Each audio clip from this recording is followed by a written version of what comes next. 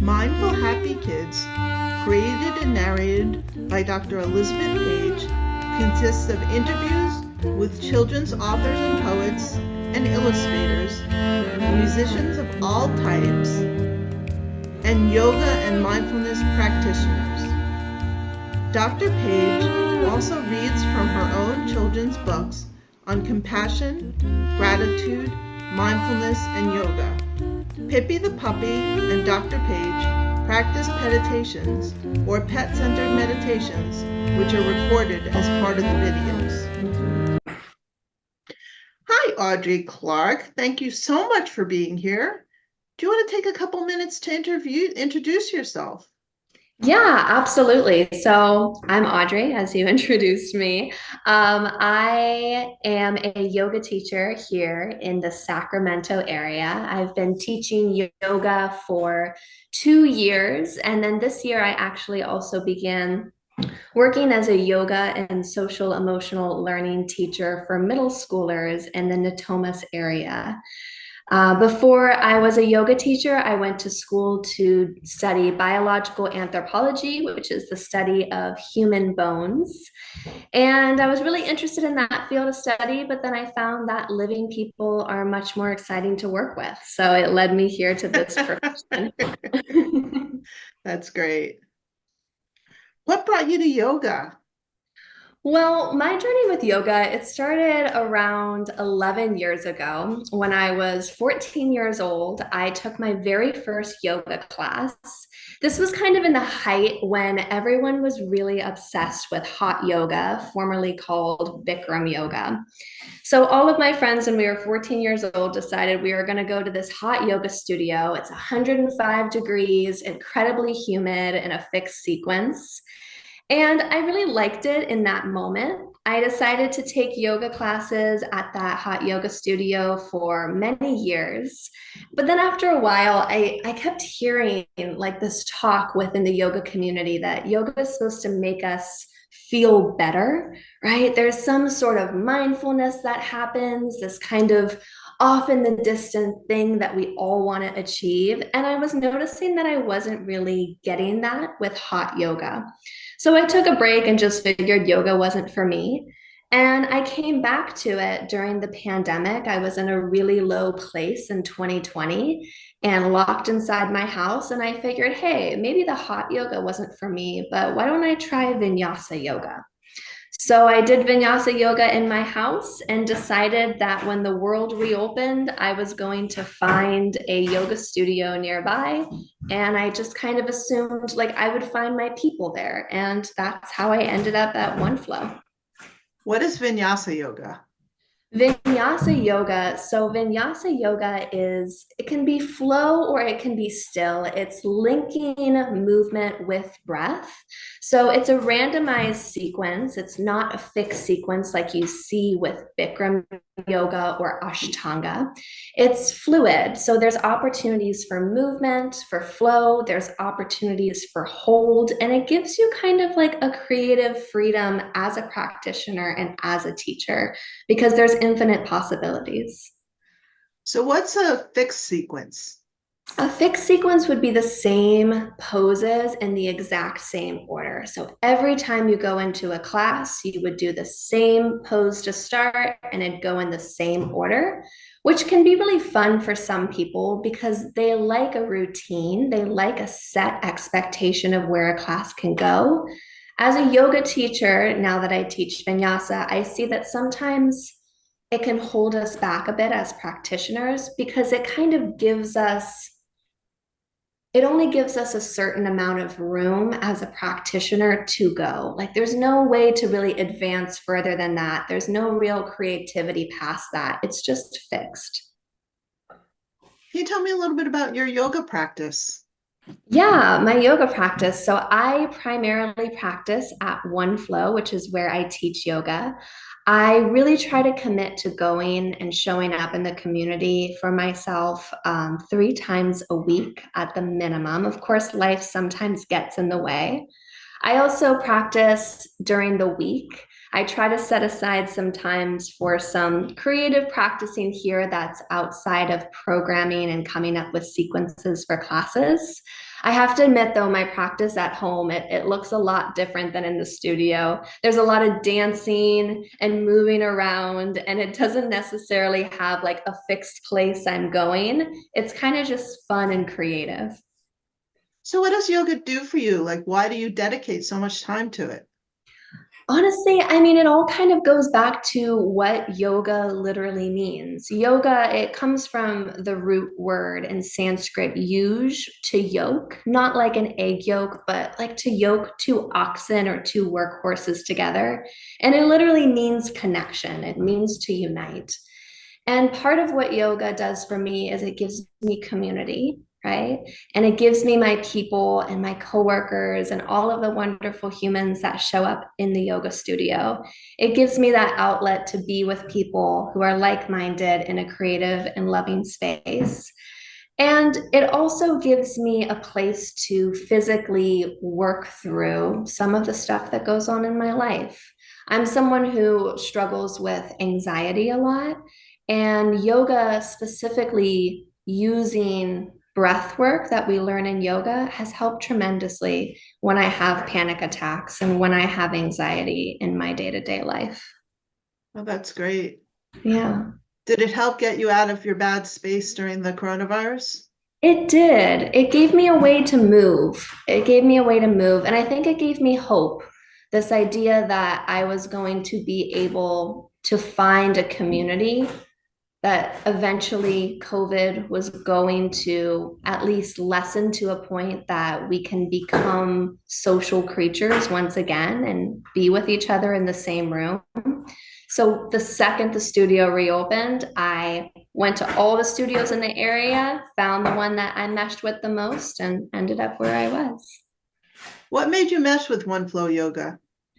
Oh, it was a feeling the second I walked in that space. It was probably around the fourth studio I had walked into. And I got a text. It was actually Tracy, who's one of the owners of One Flow. She texted me the night before and kind of gave me just a rundown of expectations, like how I'd show up, where to park. And that already felt really welcoming. And then right when I walked in the room, okay, I'm back. First little pause of that. Puppyhood, huh? I know, really though. So anyway, right when I walked in the studio for the first time, it was so welcoming, and Tracy gave me a whole tour of the space. And it felt so warm and wonderful. And then I sat down in the yoga studio, and all of the people around me introduced themselves and welcomed me. And by the end of class, I just knew, like, I just knew that this was what I had been hoping for. This was the community that I was looking for. And just so people know, you can wear a mask. Yes, you So if you're can. worried about coronavirus, you can wear a mask at the studio. Absolutely. I know. And it's because, and I'm so glad that that is 100% acceptable as well too, because it's supposed to be a safe space. And if a safe space for you is protecting yourself and wearing a mask, go for it. Do that. Take care of yourself. The other thing, I go to One Flow also, and the other thing that I found at One Flow is it's very accepting of people at different levels. Absolutely. Yeah. We love beginners. We love beginners. We love everyone who walks in those doors. And there is a space for you where you are, exactly where you are. And there's no place that you need to reach to be worthy to do yoga. Walking in those doors, you're ready for yoga. Let's talk a little bit about the beginner series. Yeah, You want to tell me a little bit about it? absolutely. So the beginner series is a workshop that we have at OneFlow. And it is a 4 week long workshop. We meet twice a week, so it's a total of 8 sessions. And it's a really great place for people who are either brand new to the practice to come, people who've taken a bit of a break away from yoga, or those who just want to deepen their understanding of what this yoga practice is all about. One thing I love about OneFlow's beginner series is that while the information, while what we teach is applicable and can be applied to your practice at OneFlow, you can take it with you anywhere you go to any yoga studio. So it really gives you the building blocks of talking about what is this thing called yoga? Why is it important? What are the scientific benefits? We go into breath work and drishti, which means gaze, and all of these wonderful things, as well as diving deeper into all of the poses that you tend to see in a beginner level one friendly class. What kind of benefits do you think yoga has for adults? And then we'll get to kids in a little while. Definitely. I mean, I think there's so many.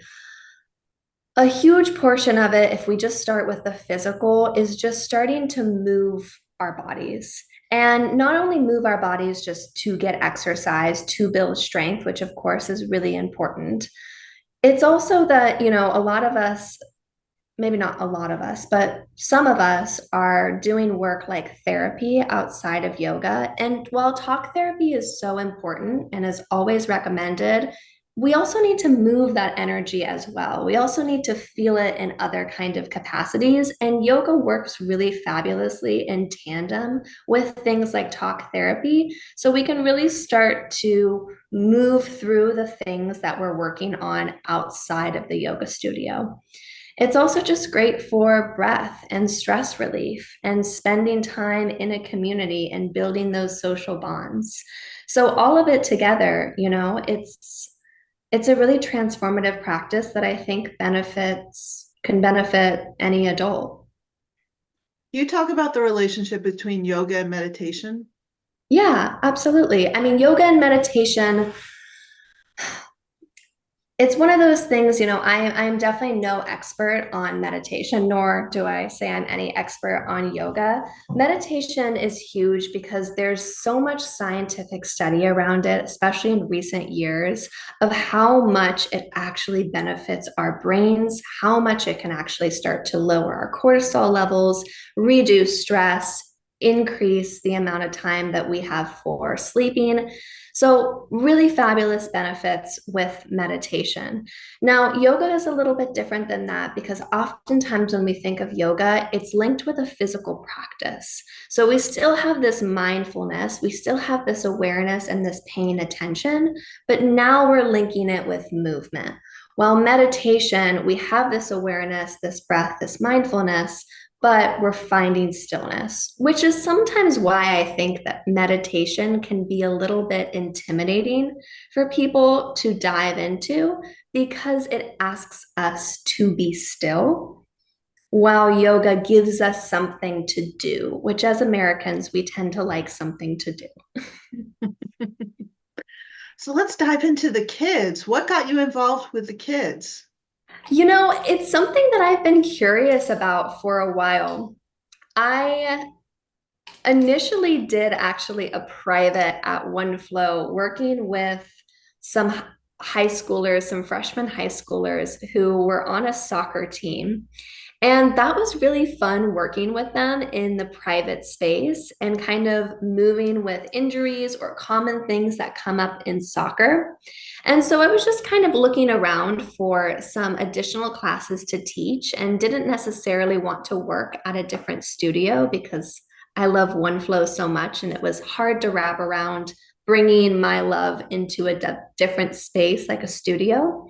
And so I found this company online, Awareness Academy, and they do social emotional learning and yoga in a elementary and middle school and high school. They're starting to do high school as well too. So through all of those grades, and I thought, oh, what a fantastic thing to do. I would absolutely love to give that a try and see how that goes. What is social emotional learning? Social emotional learning is, I think, the best way to kind of describe it. It's kind of a hot word right now, especially in yoga and mindfulness for children. It's really starting to build those building blocks really early in development. So things like anger management, how we process our feelings, how we start to incorporate mindfulness. So it's starting to deal with these really big topics that oftentimes we start to deal with later in life.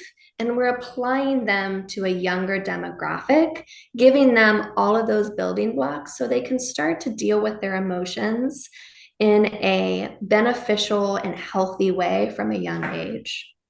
So what does that look like? What does it look like? Give me a couple of weeks. Yeah, absolutely. So, right now, this month is all about being brave. So, January theme, all about being brave. So, I just was teaching there yesterday, and we had a whole conversation on what bravery means to us. Can bravery be a mental thing? Can bravery be a physical thing? We took some time going around in the circle. Those who wanted to share shared times in their lives when they felt especially brave. We talked about how people in history, right? Because Martin Luther King Jr. Day was just this past Monday, how his bravery and how he showed up made a really big difference, and how we have, even in small ways, abilities to do that as well. And then with that, especially since it was bravery and they're really adventurous with their yoga poses, everything's on the table for them. We did warrior sequences to feel that bravery, and then we played with some back bends and an arm balance. So what is the warrior sequence? Oh, so I was just thinking of all of the warriors. So, warrior one, two, and three, which is oftentimes the most common warriors that we think of. So, we did those three together, and warrior three is a fun one to do with kids too because it's a balancing pose. They like to call it Superman. And I encourage them to reach out to their neighbors because we're in a circle. And then they can use their neighbors' support to hold on to keep them upright. So it's a fun way to connect in that way. And then I also taught them a humble warrior, which is like warrior one, but we interlace our hands behind our lower back. And then we bow our chest down towards our front leg. And then the last one was our reverse warrior, which is like warrior two. You flip the front palm and then you reach the arm up as you slide the back hand down your back leg. Now, what are the warriors supposed to do for a kid? You know, I so when I was thinking of it, when I was coming up with this plan, I was just thinking of ways that we could be warriors, like with bravery in our lives. So I was taking the actual names more seriously here. And then humble warrior and the peaceful warrior, which is like that reverse, I was talking about because even if we're warriors and we're going out into the world and fighting these battles, like we still need to have peacefulness. We still need to be humble as well, too. And then, of course, the physicality of them is it's just beneficial to get kids to start to move their bodies and to start to pay attention to sensations in yoga poses. Now, I've found that I watch little kids do like downward dog with no problem. And Yes, I'm kind of like, that's totally not fair. I agree. I know. Kids, Do you kids find are, that? yes, absolutely. Well, that's what I was talking about, Liz. It's like I'll just hint at, for example, crow pose, which is an arm balance, and like five of them will just get into it right away. And they don't care if they fall out of it. They don't have that fear yet, right? Because why balancing poses tend to be so scary for us adults is we have a fear of falling on our faces or hurting ourselves, which is a very true and real feeling. But kids, they fall down and they get right back up. They don't have that same hesitation. So they just want to go for it. They just want to try all of these crazy poses just to see if they can do it. And what do you think the yoga does for them?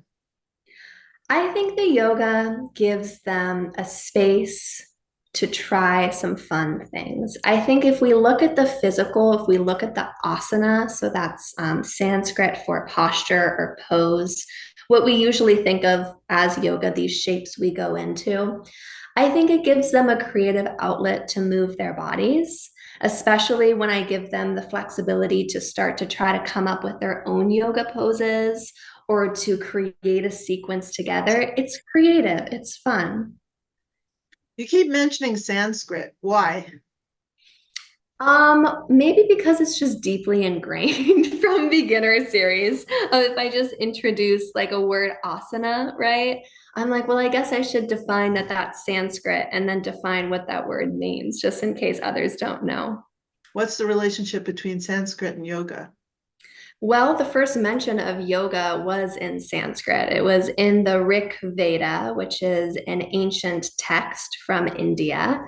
And the very first mention was yoga and asana in that text. And it's funny because oftentimes we think of this practice of yoga as a really, really ancient practice. And it is ancient in a way, but the shapes like warrior one, two, and three, these are relatively new. They're only about 100, 150 years old. The actual translation, all the way back from the Rig Veda, was to basically take a seat. So it was like a meditation, the first mention of yoga way back when in Sanskrit. So, what would you recommend for people who are listening or watching this and kids or adults are interested in yoga? What would you recommend that they do? I would recommend that they do a little bit of research. See if any studios near you offer any kind of beginner classes or even better, beginner workshops. When you do a beginner workshop, it's really fun because oftentimes it's going to be all brand new people. So it might feel a little less scary. I think sometimes the hesitation with being brand new to yoga and joining the yoga studio is you don't want to be the one, it feels vulnerable to be the one that knows like the quote unquote least in the class. And I feel like that is one thing that can kind of hinder people because they know they have an interest in this thing and they show up to class, but it seems like everyone knows what they're doing already and they feel maybe not so great that they don't know what's going on. So, finding a workshop is a really great way to go about things. And you also meet people newer to the practice who might be showing up to classes in the future. Same kind of applies for kids. I know in the Sacramento area, I'm not exactly sure in other cities around the state or country, but there are yoga for kids workshops oftentimes. And that can also be a really fun way to kind of sign your kids up for a yoga class with other kids. And usually it's going to be led by someone who is trained to work with children. The one that's in Sacramento is by a woman who is a child psychiatrist and also a yoga practitioner. So she meshes those two together and has these workshops teaching kids yoga and social emotional learning. Oh, interesting. Yeah. So, can you give me information on how to get to One Flow Yoga? How can people find it if they're interested? Yeah, definitely. Just pull up your web browser and search OneFlow Yoga. I believe it's oneflowyoga.com, but if you put it in the Google bar, it should be the first thing that pops up. And we're in the Sacramento area. We also have workshops, and we have a ton of really exciting things actually going on this year. We've really upped up the amount of workshops that are happening. So every single month is something new. So if you're a little intimidated to jump right in full force to the physical, and you're more interested in the mindfulness and meditation aspects of it, we have a breathing workshop that we just did. We're going to have I think it's over a couple of weeks, might be even a month. We're going to have a whole workshop on the Bhagavad Gita, which is one of the texts that at One Flow we feel is like the most important for the yoga practice. So, a lot of really fun and exciting stuff is coming up in the upcoming months. Great. Well, thank you so very much, Audrey. This was great. Thank you. And I think that your kids are very lucky to have you. Oh, I appreciate that. I'm lucky to have them. Listen, they teach me more and more every single time I show up for them. I'm just there holding space. They're the ones like really leading the class, I swear. Well, that's great. Well, thank you very much.